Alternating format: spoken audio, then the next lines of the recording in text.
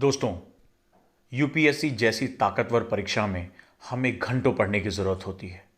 क्या 8 घंटे, क्या 10 घंटे या क्या 12 घंटे, हमें लगातार मेहनत करनी होती है। और हम सभी चाहते हैं कि हम घंटों पढ़ाई कर सकें, बहुत देर तक पढ़ाई कर सकें। लेकिन हम ऐसा सोचते भर हैं। हमें जब पढ़ना होता है तो हमें बहुत दिक्कत होती है। 3-4 घंटों में हमें थकान होने लगती है। अगर थके भी नहीं तो दिमाग डिस्ट्रैक्टेड होने लगता है, हमें सुस्ती आने लगती है, हमारा ध्यान भटकता है। हम अपनी मेज पर बैठे होते हैं और घंटों हम कहीं और सोच रहे होते हैं, जो कि हमारी बहुत कीमती समय को बर्बाद करता है।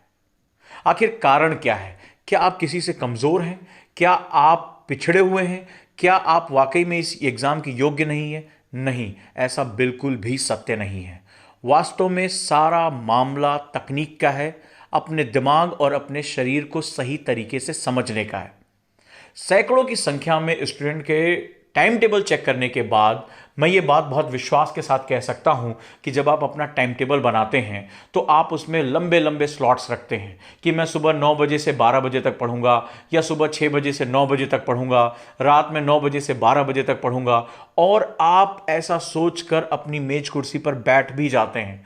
लेकिन कुछ समय बीतने के बाद आपके शरीर में जकड़न होती है, आपको थकान सी लगती है, आपका दिमाग डिस्ट्रैक्टेड होता है, या जो आपने मेहनत से पढ़ा वो आपको ना याद रह पाता है, ना आप उसको समझ पाते हैं। और फिर धीरे धीरे आप स्वयं को दोष देना शुरू कर देते हैं, खुद की गलतियां निकालना शुरू कर देते हैं। आपको यह लगता है कि शायद आप इस परीक्षा के योग्य नहीं हैं, या शायद आपको कुछ और विकल्पों की तरफ सोचना चाहिए। पर ऐसा सत्य नहीं है। यहाँ सिर्फ और सिर्फ ज़रूरत आपको अपने दिमाग और अपने शरीर की ज़रूरतों को समझने का है।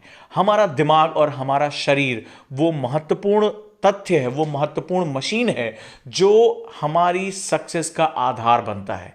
एक बार आप इसके साथ सामंजस्य में आ जाएं, इसकी ज़रूरतों को समझना शुरू कर दें, इसकी जो क्षमताएं हैं उसको समझना शुरू कर दें, तो धीरे धीरे आपकी पढ़ाई क्या 8 घंटे, क्या 10 घंटे और क्या 12 घंटे आप बहुत ही कॉन्सेंट्रेट होकर ध्यानपूर्वक और याद करते हुए पढ़ पाएंगे। चलिए, ऐसी ही एक तकनीक के बारे में मैं आपसे बात करता हूं। जब भी आप कोई टाइम टेबल बनाएं अपने हिसाब से, चाहे वो लेट इवनिंग का हो चाहे अर्ली मॉर्निंग का हो, इट डजेंट मैटर।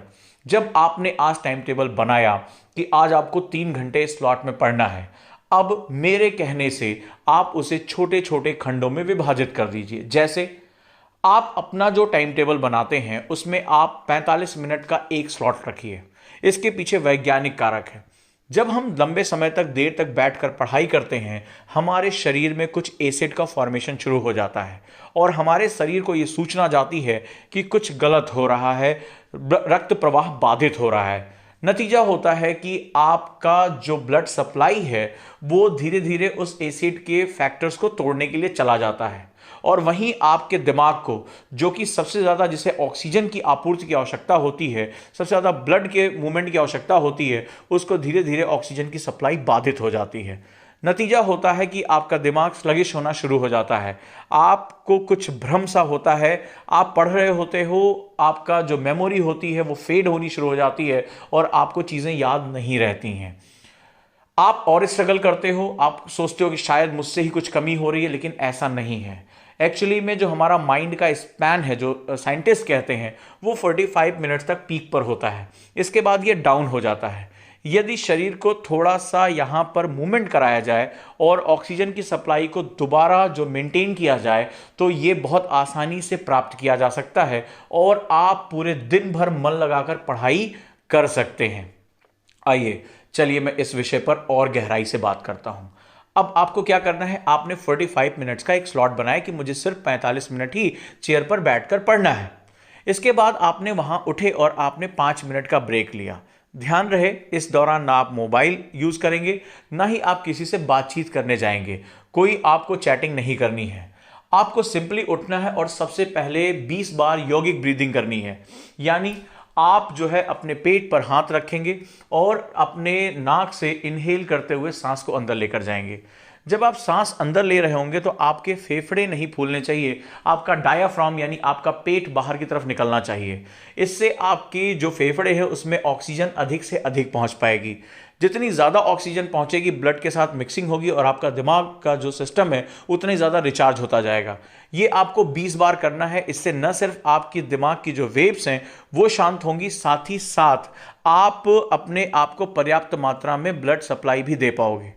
इसके दूसरे चरण में आपको अपनी पूरी बॉडी को मूवमेंट देना है, यानी आपको सारे जॉइंट्स कहां से शुरू करना है। आप पहले अपने हाथों की जो उंगलियां हैं इनको खोलोगे और बंद करोगे। अपने पैर के जॉइंट्स, अपनी बॉडी को सबसे अच्छा तरीका है आप पंजों के बल खड़े हो जाओ और अपने हाथों को ऊपर की तरफ लॉक कर लो और ऊपर की तरफ लॉक करते हो उसको ऊपर की तरफ खींचो। आपकी पूरी बॉडी में, पूरी जो आपकी रीढ़ की हड्डी है उसमें जबरदस्त स्ट्रेचिंग होगी। जब ये स्ट्रेचिंग होती है तब धीरे धीरे आपके अंदर जो एसिड फॉर्मेशन हुआ है वो आपका खत्म होना शुरू हो जाएगा।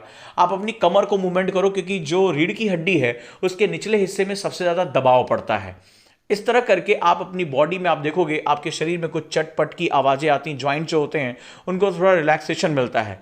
एक्चुअली में आपने समय रहते ही आपने इस एसिड फॉर्मेशन को रोक दिया, तोड़ दिया, अदरवाइज ये धीरे धीरे और ज्यादा थकान का कारण बन जाता। इस दौरान जैसे आपने ये सब कुछ खत्म किया, आपको एक ग्लूकोज का वाटर पीना है, यानी आप सामान्य रूप से पानी पी सकते हैं अथवा अगर ज्यादा थकान हो रही तो उसमें थोड़ा सा ग्लूकोज मिलाकर पी सकते हैं। और अब आप पढ़ने के लिए बैठ जाइए। जब आप पढ़ने के लिए बैठ जाते हैं अगले 45 मिनट तक आप बहुत ध्यान से पढ़ाई करते हैं। फिर आपको 5 मिनट सेम यही क्रिया दोहरानी है, कोई मोबाइल ऑन नहीं करना, और जो मैंने आपको स्ट्रेचिंग एक्सरसाइज बताई है, ब्रीदिंग एक्सरसाइज बताई है, उसको आपको फिर से करना है। पानी पीना है और इस समय अगर हो सके तो कोई अखरोट या अगर बादाम या एक कैंडी जिसमें शुगर हो, वो ग्लूकोज की सप्लाई आपको होना बहुत जरूरी है। इसके बाद इसी तरह करते 45-45 मिनट के 3 सेटअप आपने किए। इसके बाद अब जो ब्रेक लेंगे वो आपका 10 मिनट का ब्रेक होगा। इस 10 मिनट के ब्रेक के दौरान आप ब्रीदिंग ज़्यादा करेंगे, ज़्यादा स्ट्रेचिंग करेंगे और हो सकेगा तो 4 से 5 मिनट आप बिस्तर पर सीधे लेट जाएं, ताकि आपकी स्पाइन पे जो ग्रेविटी के कारण जो आपका ब्लड सर्कुलेशन आपके पैरों की तरफ जा रहा था, वो ग्रेविटी का जो प्रभाव है वो खत्म हो जाए और आपकी रीढ़ की हड्डी को एक आराम मिलना शुरू हो जाए। इस दौरान आप ये भी कर सकते हैं कि अपने पैर के नीचे एक तकिया रख लें, ताकि जो ब्लड सप्लाई है वो आपके माइंड की तरफ जो है वो मस्तिष्क की तरफ जाना शुरू हो, और ये अगेंस्ट ग्रेविटी का जो मूवमेंट होता है आपको बहुत रिलैक्स देगा।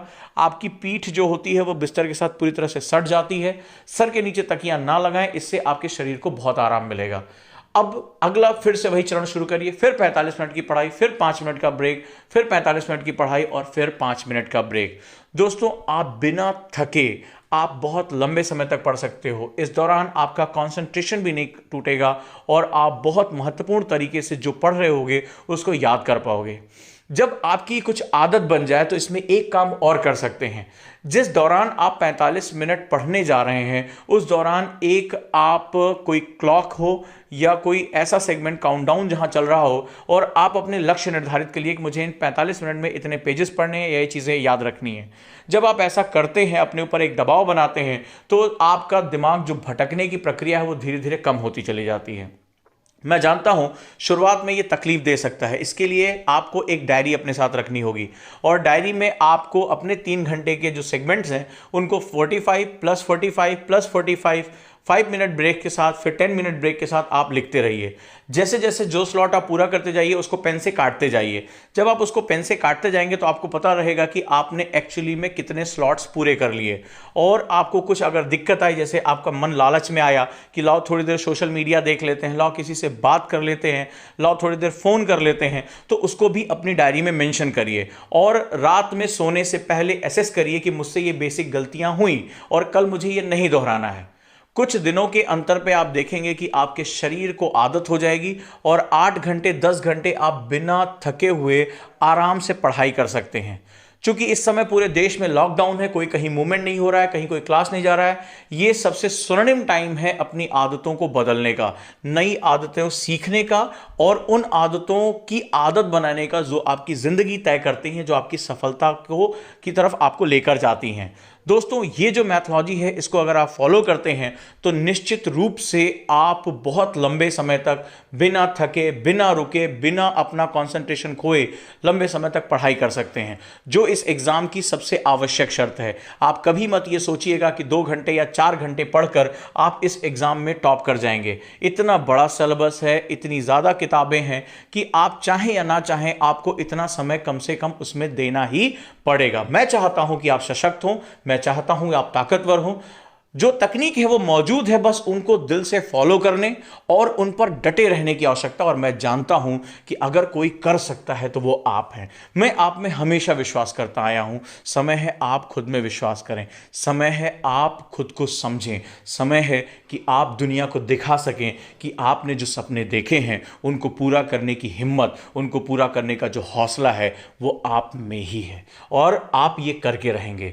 दोस्तों, मैं जानता हूं कि लबासना का सपना आपकी आंखों में पलता है, जलता है, आपको सोने नहीं देता। मैं हमेशा आपके साथ हूं, उन सभी तकनीक के साथ जो आपको जीतने के लिए मजबूर कर देगी। जुड़े रहिए। ये वीडियो आपको कैसी लगी मुझे कमेंट बॉक्स में जरूर बताएं, और अगर कोई तकलीफ है, कोई परेशानी है, कोई चीज ऐसी है जो आपको रोक रही है आपकी सफलता में, तो आप मुझे इन कमेंट बॉक्स में जरूर बताएं।